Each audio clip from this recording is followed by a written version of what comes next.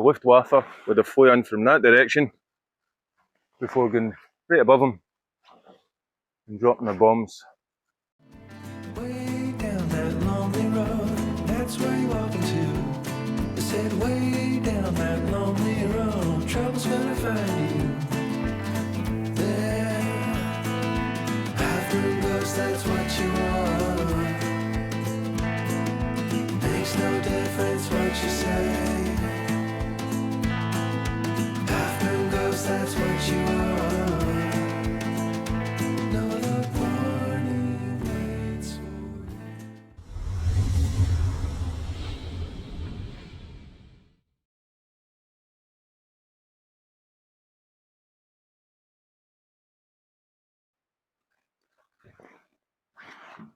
So today we're in Foyers, and we're going to see a number of things in Foyers. It's a beautiful little village on the banks of Loch Ness.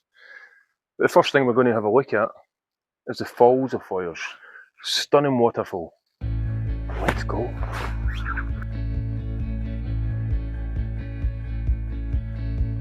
Through the fields of our paths, feelings part our ways, keeping us close but estranged now.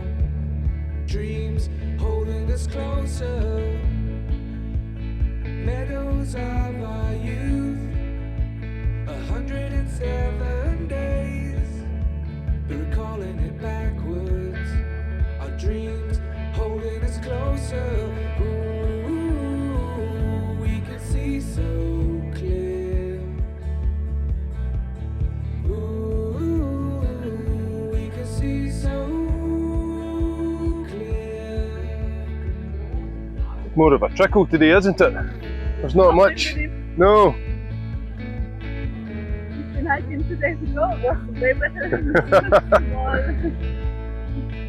think they need to go to the toilet more than Foyers. Definitely. Flush the toilet more.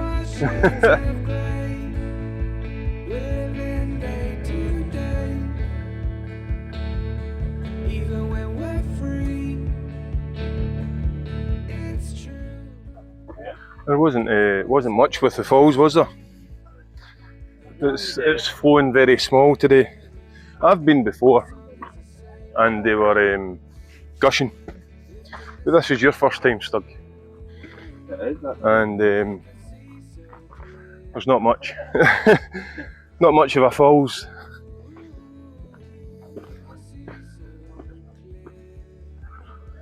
But they're very busy. It's a very busy place. We're just talking to a couple there, the lady's from Germany, and the gentleman is from New Zealand. So people come here from all over. Today we're in the village of Foyers, in the eastern shores of Loch Ness. And in particular we're here to tell a story about this place. This rather grand looking building behind me, which used to be an aluminium factory and played a part in World War II. And I've got a good story to tell you about that. Today it's a part of SSE, Scottish hydroelectric scheme in the area. And this factory was built here by the British Aluminium Company in 1896. It's quite a hard word to say that, aluminium. Tongue twister for me, maybe it's just because I'm Scottish. So the reason we've picked this site for today's episode wasn't just the beautiful scenic nature of Foyers, but we wanted to share with you a story of hardship and horror from World War II that shook this small community to its core. And it happened right here in the site of this former aluminium factory. It was on a cold Thursday at noon on the 13th of February 1941 that Constable Colin Ross at the police station witnessed an aircraft flying from the direction of Inverness and this factory, proceeding south towards Whitebridge before turning and flying again back to in the direction of Inverness. And this aircraft with black smoke coming from its tail. 15 minutes later, PC Ross received a telephone call from Inverness Telephone Exchange, telling him that after receiving warning of an imminent raid, no contact could be made with the Foyers post office or the aluminium factory. PC Ross was asked to deliver the warning in person, and upon arrival here, he discovered 2 bombs had been dropped on the pipe track very near to the factory. Hitler's Luftwaffe had paid a visit to Foyers and hit their mark.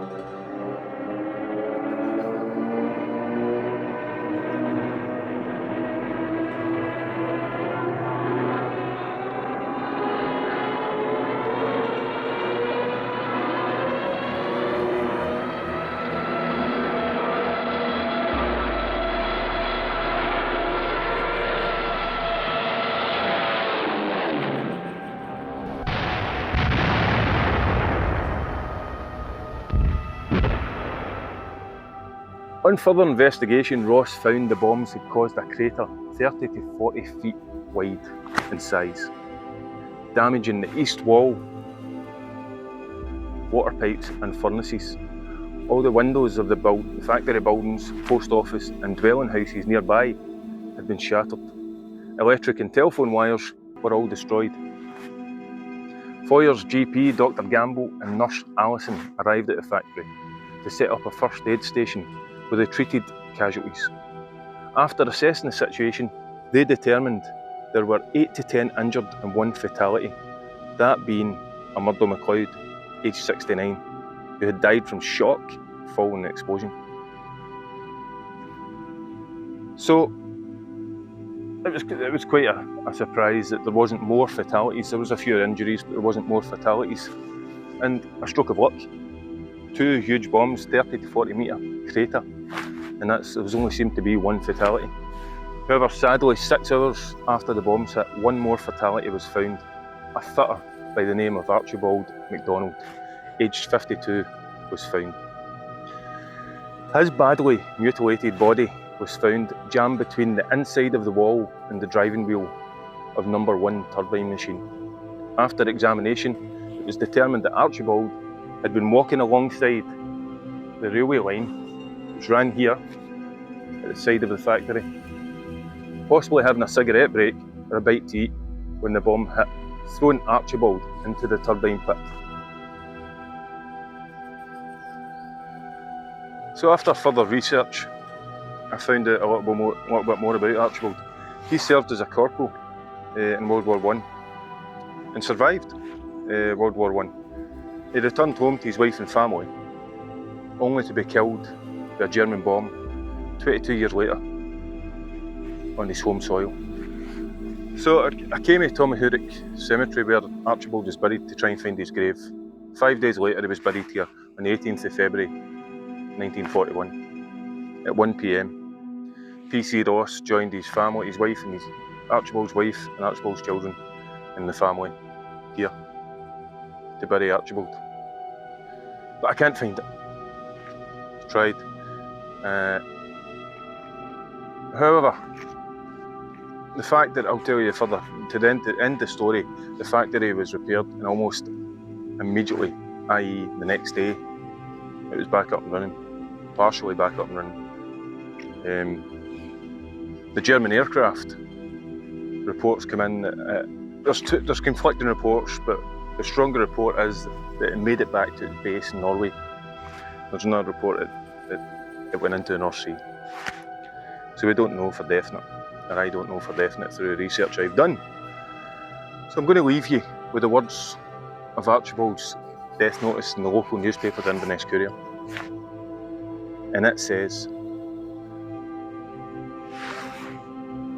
"Many in Inverness learned with regret of the death through enemy action of Mr. Archibald MacDonald of 7 Elmbank, Foyers, about 53 years of age, native of Inverness, son of late Mr. and Mrs. MacDonald of 39 Madras Street. He served in last war and had been employed at Foyers for the past 20 years. He is survived by his widow, a son and a daughter."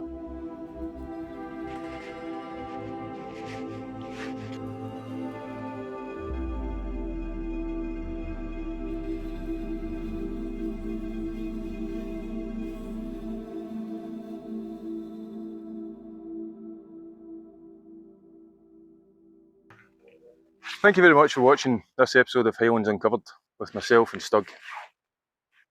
We'll be back again with another story in another place. Until then, subscribe and hit the like button. And we'll see you next time.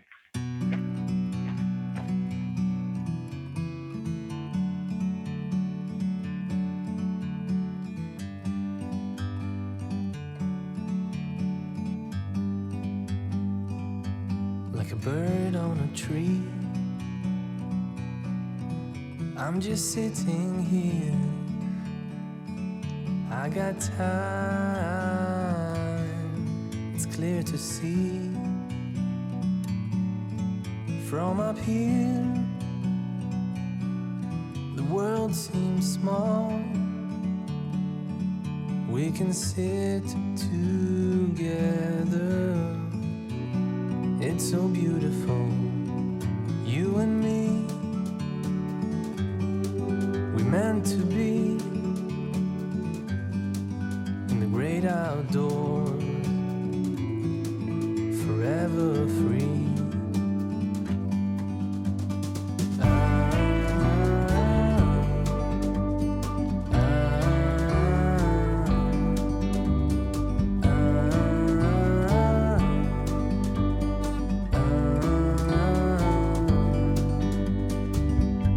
Sometimes you need to go and take a step back to see the truth around you. From a distance you can tell.